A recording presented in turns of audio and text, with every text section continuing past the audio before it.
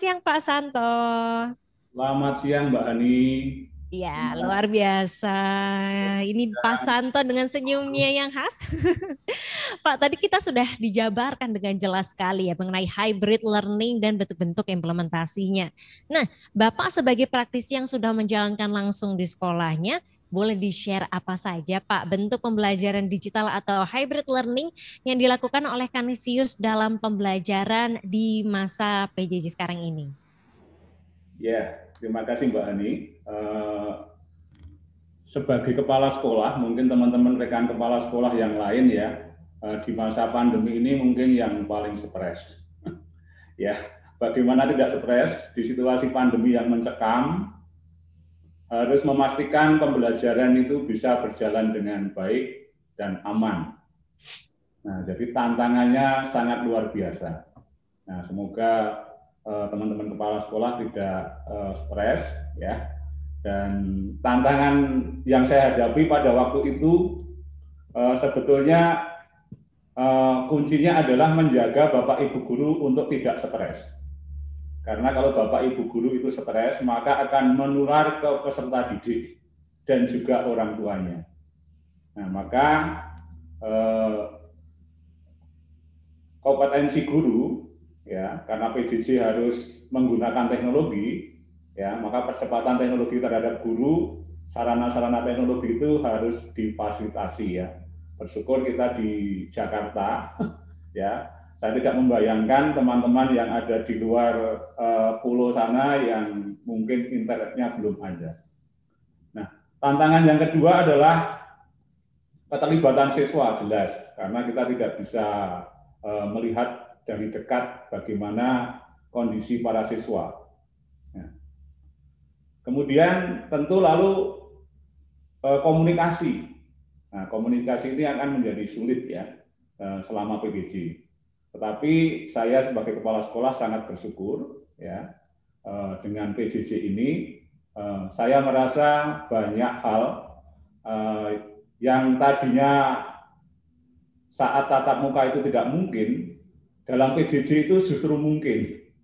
Nah, baik Mbak Ani, saya akan mulai menjelaskan ya apa yang, karena terlalu banyak yang bisa saya sharingkan, maka supaya sharing saya lebih terarah, ya saya akan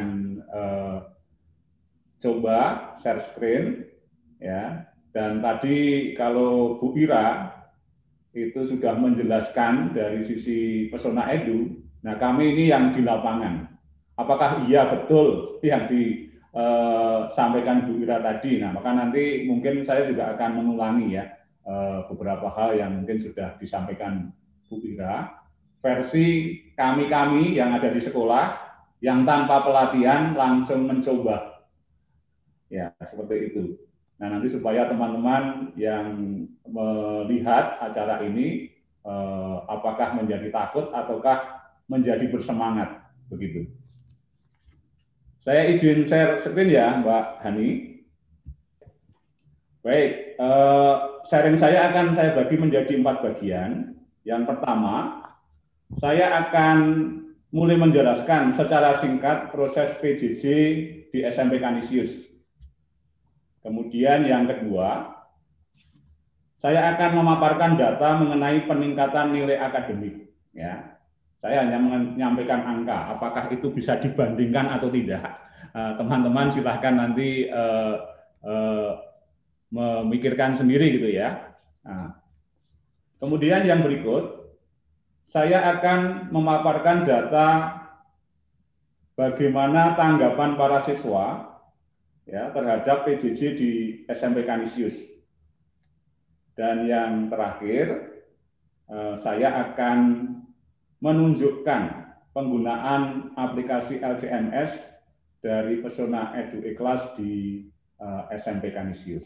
Nah, Bapak Ibu, ini adalah peta PJJ SMP Kanisius tahun 2020-2021 ya. Nah, jadi para siswa itu akan diarahkan untuk melihat informasi yang ada di Padlet. Nah, Padlet ini adalah informasi-informasi pembelajaran ya, baik jadwal maupun link-link ruang virtual. Nah, ini bisa diakses dari website juga. Dari Padlet, nah, para siswa akan diarahkan untuk masuk ruang-ruang virtual. Nah, ini adalah ruang-ruang virtual yang digunakan di SMP Kanisius, yaitu Google Meet, Zoom, StreamYard, dan juga Microsoft Teams. Nah, bidang studi, ya, rumpun-rumpun bidang studi itu biasanya itu akan mengawali pembelajaran itu dengan semacam webinar atau Zoom meeting begitu ya, itu kurang lebih 30 menit.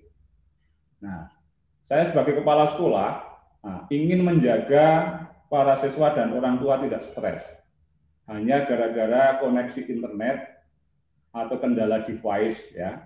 Maka saya minta kepada Bapak Ibu guru, ya, itu setiap webinar atau penjelasan apapun itu saya minta di-streamingkan di YouTube.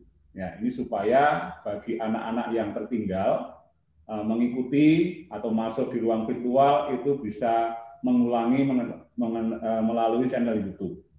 Ya. Nah, kemudian dari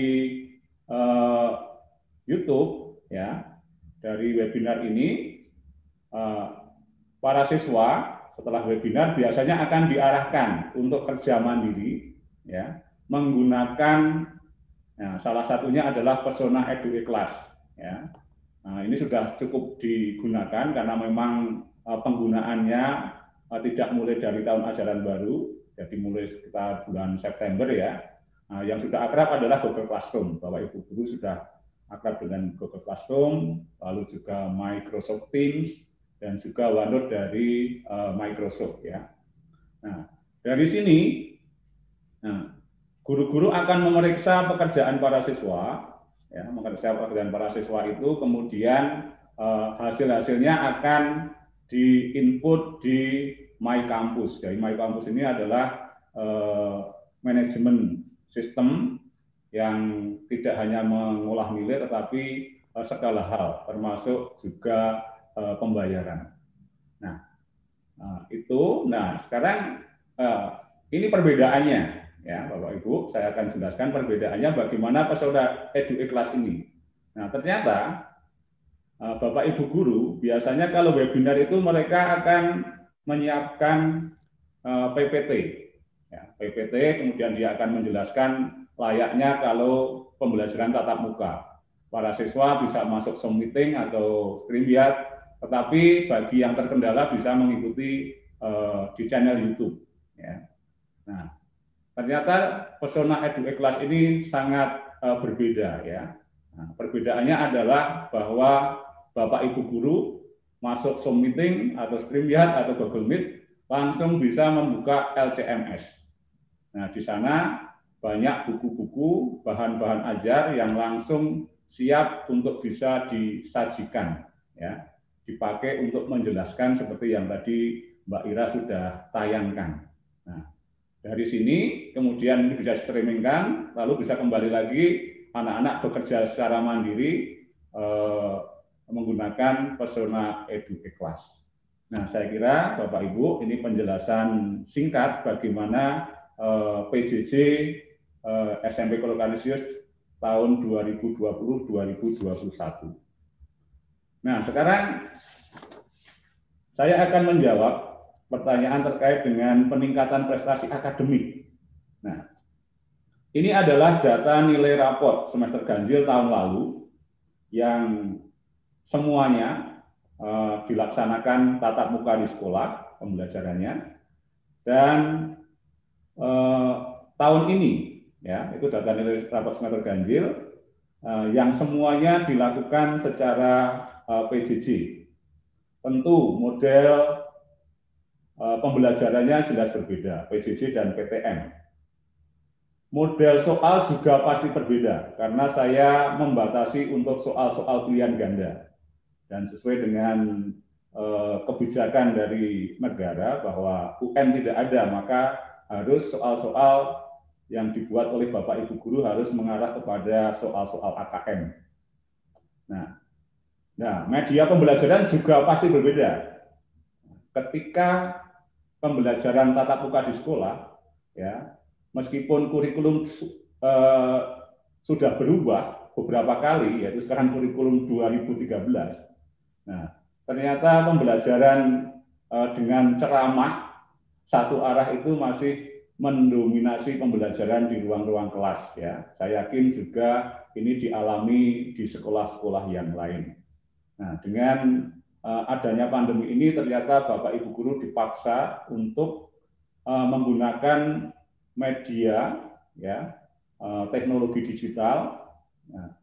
Nah, saya kira seperti yang sudah disampaikan dalam video-video tayangan tadi dan juga disampaikan oleh Mbak Ira bahwa anak-anak sangat antusias.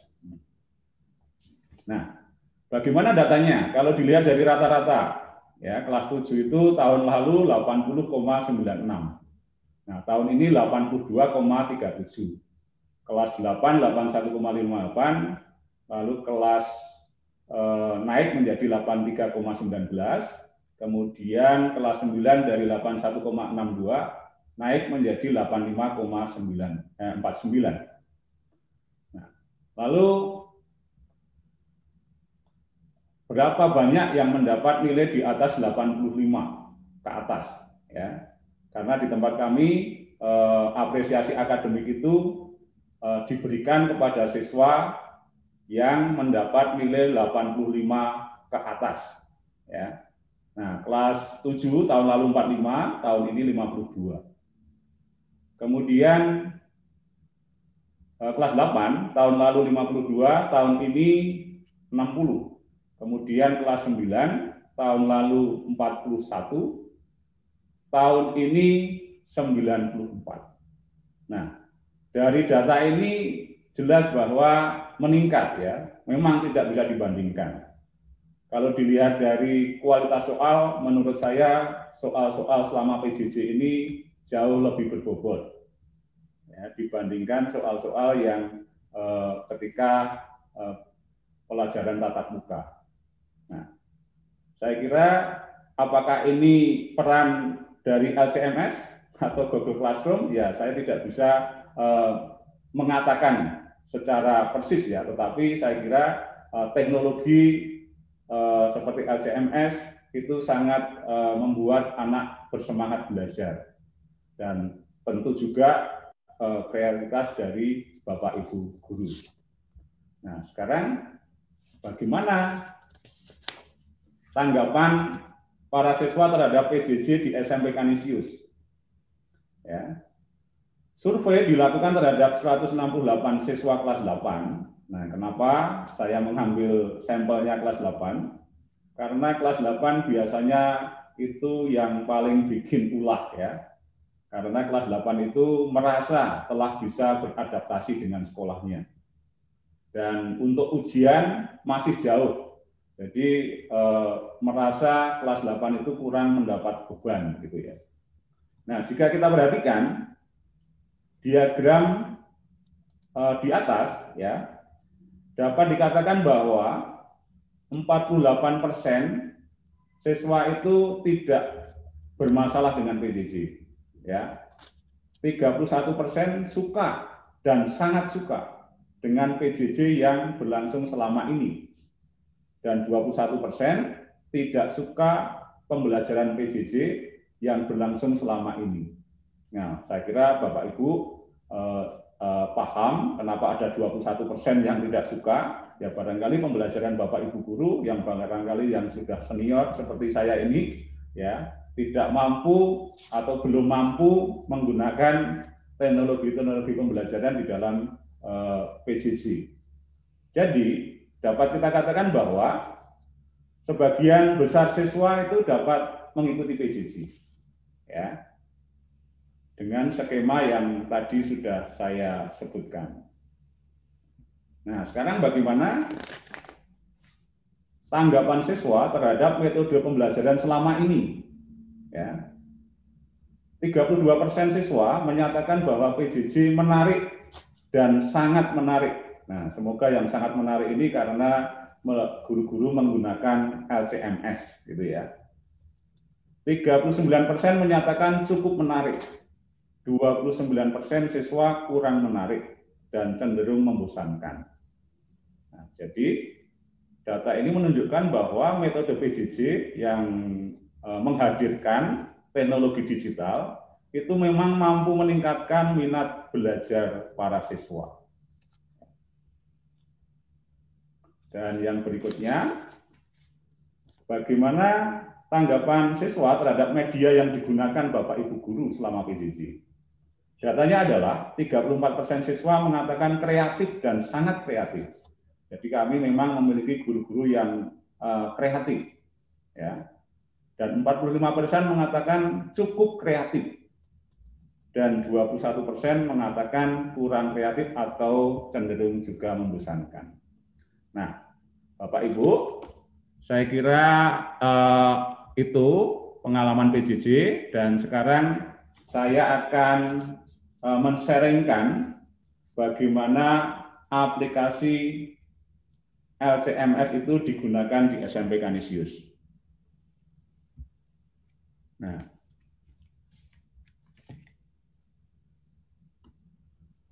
jadi para siswa bisa mengakses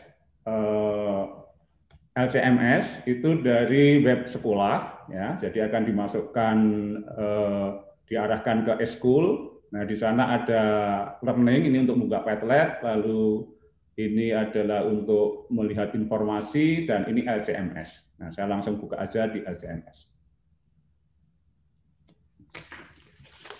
Nah, Bapak Ibu, kita diminta login, ya. Biasanya seperti Mbak Ira tadi.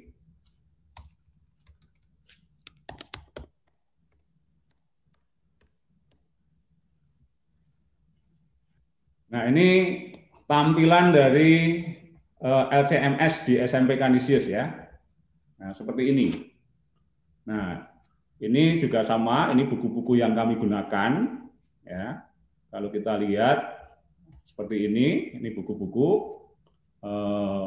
terbitan dari Bumi Aksara, ya. Mas Dhani kayaknya Mas Media belum ada, ya.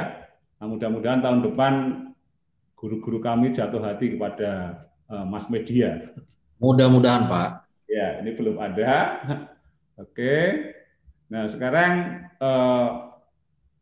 ini sangat mudah. Saya sebagai kepala sekolah, meskipun saya juga istilahnya orang Jawa gradul gitu, ya, saya bisa mengoperasikan dengan mudah, ya. Sederhana seperti apa yang disampaikan oleh siswa dalam video tadi.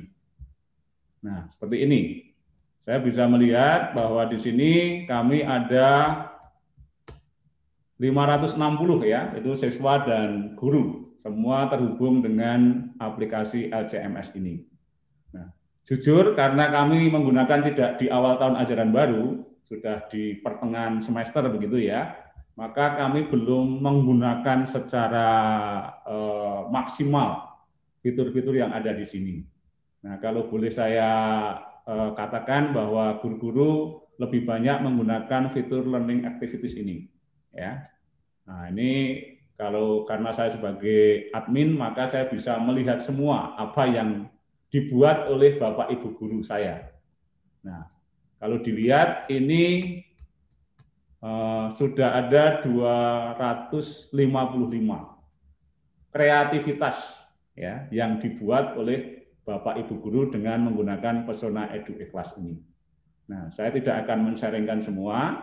Saya justru akan men-sharingkan ketika pelajaran tatap muka itu siswa itu kurang tertarik, ya, cenderung mengantuk. Nah, bahkan gurunya itu sangat antusias, gurunya juga sama, ya, sudah dengan berbagai cara, dengan cerita, tetap tidak menarik. Nah, tetapi dengan LCMS ini, ya, ini adalah guru PKN, ya. Nah, saya tidak tahu di sekolah-sekolah lain apakah juga anak-anak itu tidak tertarik dengan guru PKN, nah, tetapi atau materinya begitu, ya. Nah, ini akan saya sharekan. Nah, kebetulan guru ini menjadi guru terbaik dan terkreatif tahun lalu di dalam pembelajaran PJJ, ya. pilihan para siswa. Nah ini. Nah mereka menjelaskan tentang Konstitusi Indonesia dan perjuangan penyusunannya. Nah ini akan saya buka seperti ini. Nah, ternyata guru itu hanya memberikan video-video, ya, video-video terkait dengan materi itu ada 1, 2, 3, 4, 5. Nah, kemudian soalnya itu, ini ada video, kemudian ada deskripsi, ya. Nah, kemudian soalnya ada 3, ya, free response, jadi jawaban panjang, kemudian audio response, jadi suara, ya, anak-anak menjawab dalam bentuk suara, kemudian video respon, ini dalam bentuk video. Nah, ini menurut saya sangat menarik. Nah, saya bisa melihat. Ya, kalau tadi Mbak Ira malu-malu membuka hasil kompetisi, nah saya tidak malu-malu. Saya buka supaya Bapak Ibu bisa menyaksikan tampilannya seperti apa. Nah, tampilannya seperti ini, Bapak Ibu, ya. Jadi videonya ditonton ada 5, kemudian gurunya memberikan 3 pertanyaan. Ya, pertanyaan harus dijawab secara tertulis, ya, jawaban panjang. Lalu yang direkam, kemudian dengan video. Nah ini saya kira sekolah bisa sedikit memaksa para siswa itu untuk terlibat. Dan kita tahu langsung siswa mana yang tidak mengikuti. Kenapa tidak mengikuti, tidak masuk atau ada kendala. Nah itu tentu dari kami ada bagian yang mengurus, ya. Nah seperti ini. Nah ini kita bisa menghadirkan siswa, ya, dalam bentuk tulisan ke sekolah, bisa dalam bentuk suara, dan yang menarik juga dalam bentuk video, ya. Saya sebagai kepala sekolah ini jujur tidak ngerti anak-anak saya yang kelas 7 itu muka-mukanya seperti apa. Nah, dengan cara seperti ini, ya, saya tahu nih, ya. Jadi pada kesempatan kali ini, ya, saya akan melakukan orasi tentang pentingnya hukum yang membebaskan masyarakat dari belenggu penjajahan. Ya. Untuk mengetahui hal tersebut, ada baiknya kita mengetahui pengertian hukum itu sendiri. Nah, menurut Oxford, hukum merupakan sesuatu yang menyentuh kehidupan manusia sehari-hari. Hukum ini mengatur apa yang bisa dan tidak bisa orang lakukan, sehingga tidak terjadi kesemena-menaan. Nah, saya kira ini menurut saya sangat menarik. Dan seperti Bapak Ibu ketahui bahwa anak-anak sangat antusias di dalam mengikuti pelajaran PKN ini. Yang sebelumnya kalau di sekolah barangkali anak-anak itu cenderung mengantuk, gitu ya. Nah, sekarang saya akan sharing, ya. Ini banyak sekali sebetulnya teman-teman, Bapak Ibu guru yang ada di rumah yang bisa saya sharingkan, dan saya siap berbagi kapanpun. Dan ini saya akan menunjukkan juga, ya, karena kebetulan saya membentuk komunitas guru matematika, ya. Ini ketika pandemi, ya. Misi saya adalah menjaga bahwa Bapak Ibu guru itu tidak stres. Nah, saya harapkan guru-guru dimanapun juga tidak stres. Supaya tidak stres maka harus berkomunitas. Ya. Nah, maka saya membuat komunitas itu, dan terima kasih kepada Pak Hari yang sudah memberikan kami fasilitas, ya, untuk bagaimana menghadirkan pembelajaran di kelas itu semenarik mungkin. Nah, ini salah satu contoh, ya. Ini saya buat, saya sudah lama tidak mengajar, ya. Ini temanya adalah persamaan garis, subtema gradien yang grafiknya diketahui, lalu waktunya 40 menit, tujuan pembelajarannya 1, 2, 3, ya, lalu sudah saya tuliskan di sini. Nah, ini ternyata secara tidak langsung, ya, saya sudah menyiapkan bagaimana nanti kalau sekolah itu harus menerapkan sistem hybrid learning, ya. Nah, ini saya kira sangat bagus, ya. Ini kita coba.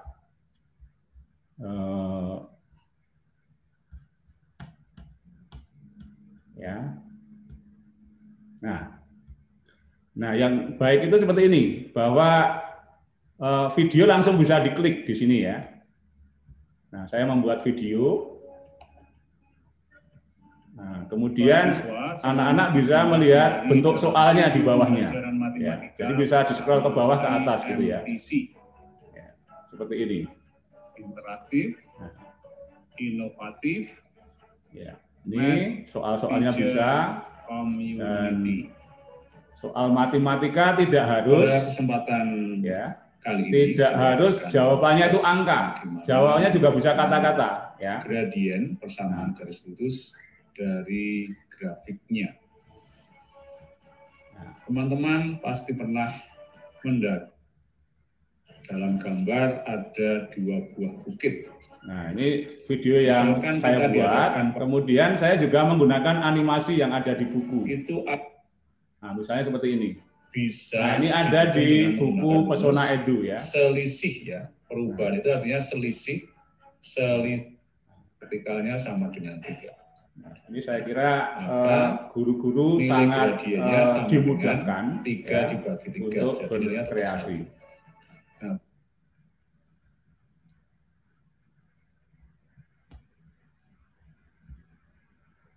baik, saya kira itu Mbak Hani yang bisa saya sharingkan terkait dengan PJJ di SMP Kanisius. Itu baru sebagian kecil. Jika saya siap berbagi untuk hal-hal terkait dengan PJJ, terkait penggunaan LCMS di lain waktu. Terima kasih.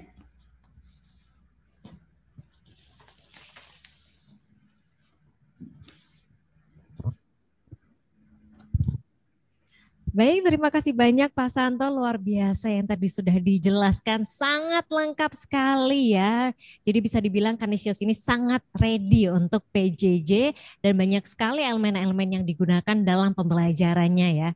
Nah Pak Santo, saya ada pertanyaan ini ya setelah melihat presentasi yang luar biasa tadi. Karena seperti yang kita ketahui ada 3 aspek pembelajaran ya, kognitif, afektif, dan psikomotorik. Bagaimana hal tersebut bisa dicapai melalui pembelajaran digital Pak? Ya, baik. Memang ada kesulitan-kesulitan ya terkait dengan aspek afektif dan motorik ya. Aspek motorik itu selama PJJ itu hanya bisa dilakukan pada waktu pelajaran olahraga. Jadi pelajaran olahraga anak-anak dipantau dari jauh ya, itu diminta untuk bergerak juga. Ya, jadi diawasi juga mereka untuk melakukan gerakan-gerakan. Tetapi dengan berkat teknologi, ya, kita bisa mengubah, ya, menggabungkan 2 kegiatan pada saat tatap muka, yaitu Pekan Compassion. Biasanya kita itu bersih sungai di Ciliwung, sampah di Monas, gitu ya, sampah di Car Free Day. Nah. Dan biasa kita juga mengadakan pekan olahraga. Nah, akhirnya kedua kegiatan itu kita gabung yang namanya Compassion Health. Nah, Compassion Health itu apa? Yaitu berdonasi, ya, tetapi juga dengan berlari, bersepeda atau jalan. Jadi orang tua mendonasikan uangnya, ya, anak-anak itu diminta untuk bergerak. Caranya ya bisa lari, bisa bersepeda, bisa berjalan. Nah, lalu dengan teknologi itu bisa dikonversi ternyata. Kita bersepeda 10.000 itu bisa ditebus dengan bersepeda sebanyak 3 km. Nah, kalau jalan cukup 1 km. Nah, alhamdulillah itu di akhir program selama 3 bulan ya, Mbak Ani ya, itu kita bisa mengumpulkan uang 150 jutaan, ya kurang sedikit gitu ya.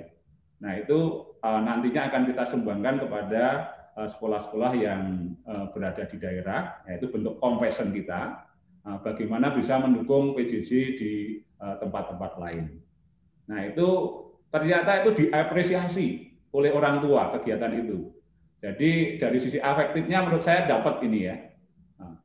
Dan keterlibatannya justru bisa hampir 95%. Kalau POR-CC itu barangkali ya anak-anak yang lain itu penggembira saja. Yang jadi panitia mungkin ya semua, tetapi yang bekerja keras itu paling sepertiga gitu ya. Nah, ini menurut saya sangat luar biasa. Nah, itu kalau di sisi afektifnya, ya, kalau di PJJ ini pelanggaran justru berkurang, Pak. Kalau di sekolah itu pelanggarannya macam-macam. Tapi selama PJJ pelanggarannya kalau di SMP Kanisius ada 3 kalau nggak salah ya. Terlambat masuk ruang virtual, terlambat mengumpulkan tugas atau tidak mengumpulkan. Kemudian yang berikutnya adalah tidak mau buka kamera, ya, tidak mau buka kamera, tapi tidak mau memberi alasannya kenapa, ya. Nah, saya kira itu ya dari sisi afeksi ya. Dan ketika pelajaran bahasa Indonesia dengan LCMS tadi ya, kalau di sekolah pasti akan memakan waktu yang sangat luar biasa. Praktek bercerita misalnya, berpidato. Nah, sekarang dalam waktu yang sama, waktu 10 menit, ya, tinggal dikasih perintah, anak-anak semua berpidato di rumah masing-masing, toh. Nah, guru-guru tinggal melihat, ya, rekamannya itu. Nah, saya kira itu, Mbak Hani, jawaban saya. Ya, ternyata banyak cara ya Pak untuk bisa menyentuh ketiga aspek tersebut, dan ini luar biasa sekali inisiatif serta inovasi yang dibuat oleh Pak Santo bersama Kanisius, dan tentu saja juga sangat terbuka ya Pak Santo untuk nanti bisa sharing bersama guru-guru lainnya untuk bisa menciptakan hal-hal kreatif seperti ini untuk pembelajaran di masa pandemi. Terima kasih banyak Pak Santo.